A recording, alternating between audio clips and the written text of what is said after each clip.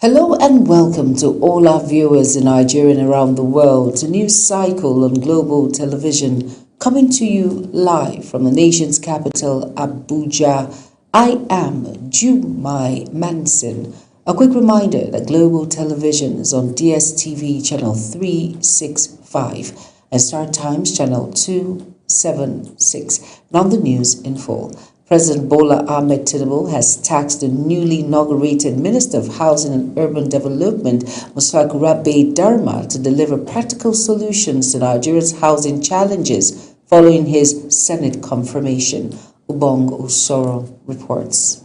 Mukhtar Rabba Dama replaces Ahmed Musa Danginwa, who recently resigned from the position. At a brief ceremony held at the State House, President Tinubu congratulated the new minister, describing his appointment as coming at a critical time in Nigeria's development.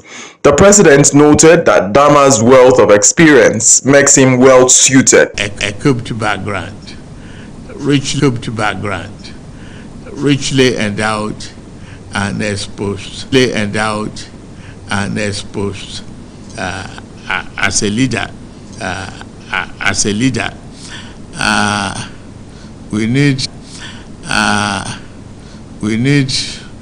competent hands like yours.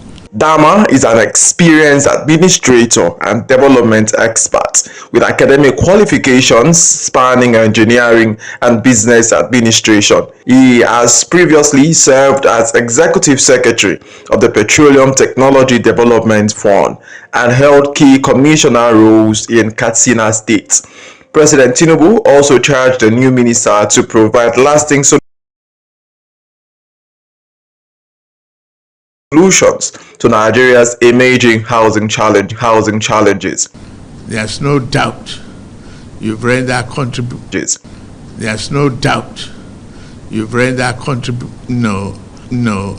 Valuable services in all the assignments you have embarked upon in this country. You are a fitting peg in the right position. So any duty that you are assigned from this moment on is duty of a national assignment, and I say I'm ready to this period. Thank Nigerians residing in South Africa have been advised to exercise caution ahead of planned anti-foreigner protests in parts of the country. The Nigerians in Diaspora Commission, led by Abike Dabiri Erewa, issued a warning following reports from the Nigerian Consul General in Johannesburg, Ambassador Nini Kamwa Oke Uche, that earlier demonstrations turned violent with looting and injuries recorded. Authorities say engagements are ongoing with South African officials, urging Nigerians to avoid protest areas and remain law-abiding. A national summit of opposition political leaders is set to hold in Ibadan, bringing together key stakeholders to strengthen the Association of Women Journalists (FCT) chapter is strengthening advocacy for women's empowerment through a new strategic partnership with the Talafi Women and Youth Foundation. The move was sealed during a courtesy visit to the foundation's president, Dr. Maro Al-Makura, who was also honored as matron of the association. Anita Patrick tells us more. Chairperson of NAWOJ FCT, Basi Taikbang, says the collaboration will leverage the media to amplify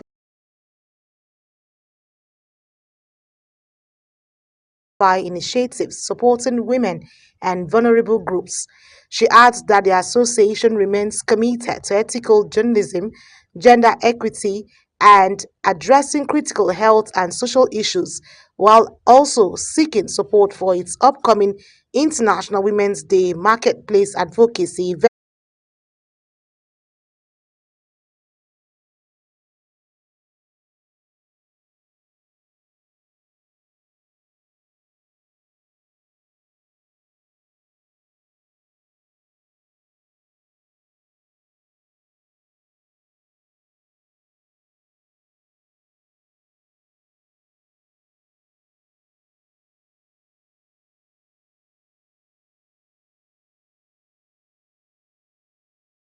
Senator Natasha Akpoti-Uduaghan has directed her legal team to challenge a recent High Court ruling. Governor Yahaya Bello, the senator who represents Kogi Central, disclosed this while addressing her supporters and constituents in a video chat posted on her verified Facebook account on Friday. Shortly after the judgment, Akpoti-Uduaghan faulted the ruling, alleging that the court failed to properly consider the evidence presented by her legal team. She also revisited earlier allegations made against her by the Kogi State Governor in 2022, which had called for her arrest over claims linking her to acts of terrorism, including the July 2022 Kuje prison break and the Owo church attack.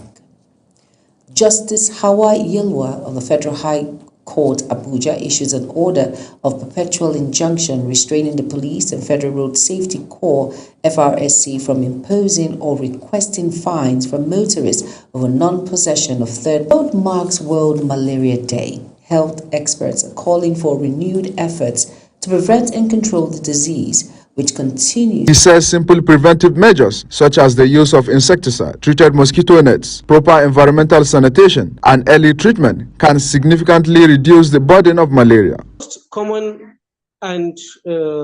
most common signs and symptoms of malaria are fever, which is accompanied by chills and shivering, like cold-like symptoms, headache, nausea, and vomiting. And in children,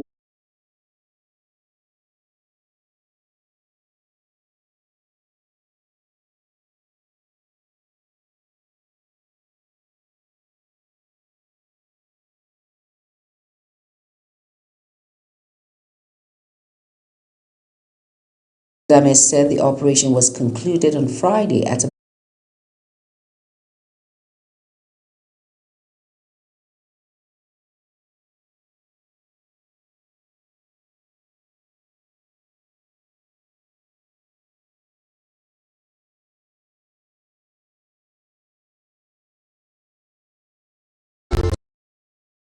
You're welcome back, and if you're just tuning in, this is News Cycle on Global Television.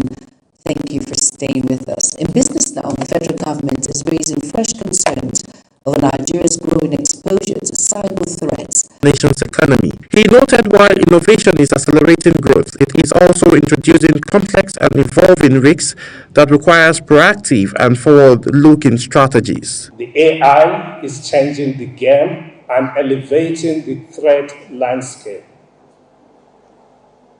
The more we integrate AI into our lives, the more we need to change the way we look at the cybersecurity.